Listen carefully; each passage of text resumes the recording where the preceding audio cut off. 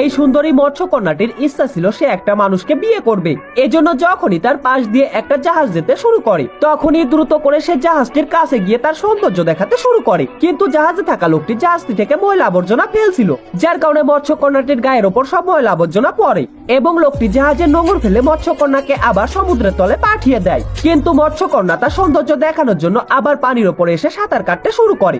তখন এই লোকটি বড় কোনো মাছ ভেবে দ্রুত সমুদ্রে বড়শি ফেলে মাছটিকে ধরার চেষ্টা করতে থাকে এবং তখনই হঠাৎ করে একটা পাখি এসে তাদের বিরক্ত করতে থাকে।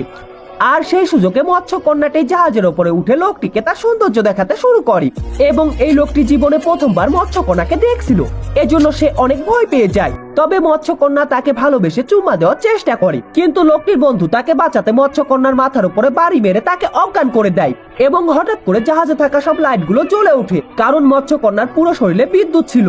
আর এই বিষয়টিকে দেখতে পেয়ে লোক দুটির মাথায় বুদ্ধি চলে আসে এবং তারা এই মৎস্যকন্যাকে আবার মেরে অজ্ঞান করে একটা অ্যাকোয়ারিয়ামের মধ্যে বন্দি করে ফেলে। কিন্তু এই মৎস্যকন্যা ভাবতে থাকে লোক দুটি হয়তো তাকে ভালোবেসে ফেলেছে, এজন্য সে তাদেরকে আবার নিজের সৌন্দর্য দেখাতে থাকে। কিন্তু হঠাৎ করে সে বুঝতে পারে সে বন্দী, এজন্য সে অনেক রেগে যায়। কিন্তু সে যত বেশি রেগে যায় তত বেশি বিদ্যুৎ উৎপন্ন হয় এবং এই বিদ্যুৎ বিক্রি করে লোক দুটা কোটিপতি হয়ে যায়।